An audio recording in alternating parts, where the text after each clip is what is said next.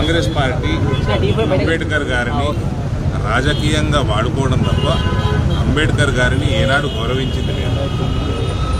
అంబేద్కర్ గారిని రాజకీయంగా మానసికంగా హింసించి ఆయనని హ్యూమిలియేట్ చేసి ఆయనని పని కట్టుకొని లోక్సభ ఎన్నికల్లో రెండు సార్లు ఓడించి ఆయన చావుకి కారణం ఈ కాంగ్రెస్ పార్టీ.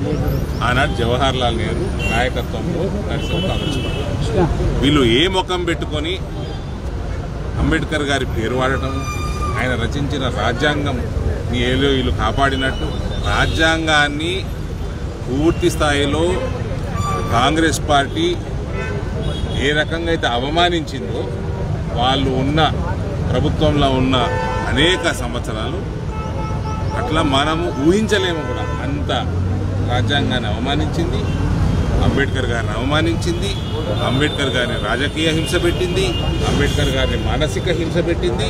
అంబేద్కర్ గారి చావుకి మొట్టమొదటి కారణం కాంగ్రెస్ పార్టీ. వాళ్ళు కూడా ఇవాళ అంబేద్కర్ గారి పేరు వాడుకొని రాజకీయాలు చేద్దామనుకోవడం దీనికి మించిన సిగ్గుమాలిన చర్య ఇంకోటి. అంబేద్కర్ గారికి భారతరత్న ఎప్పుడు వచ్చిందండి?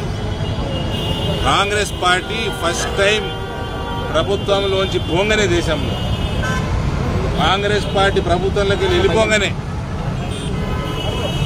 ఆనాటి ప్రభుత్వం 1989-90లో బీజేపీ సపోర్ట్తో నడుస్తున్న ప్రభుత్వం విపి సింగ్ గారు ఉండే ప్రధాని, అప్పుడు ఇవ్వడం జరిగింది.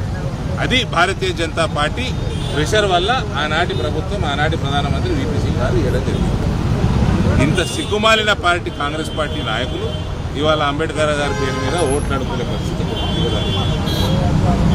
అంబేద్కర్ గారి పుట్టిన స్థలం, చదువుకున్న స్థలం, లండన్లో పీజీ చేసిన స్థలం, ఆయన చనిపోయిన స్థలం, ఆయన దీక్ష తీసుకున్న స్థలం, ఇవన్నీ కూడా పంచతీర్థాలుగా రూపొందించి ఇవాళ పెద్ద టూరిజం డెస్టినేషన్స్గా మారుస్తున్నది నరేంద్ర మోదీ గారి నాయకత్వం. కాబట్టి ఇటువంటి హీనమైన కాంగ్రెస్ పార్టీ చేస్తున్న రాజకీయాలకి మేము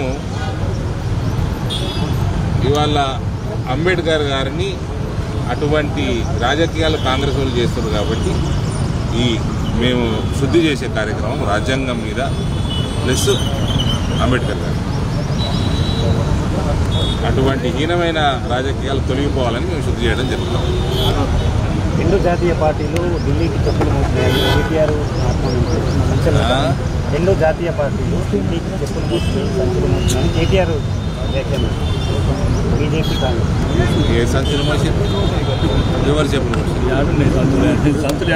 మీ ముక్కు కోసింది, మీ అయ్య ముక్కు కోసింది బీజేపీ పార్టీ. ఇంకేం మోయలేదు, వాళ్ళు మోసే అలవాట్లు లేవు.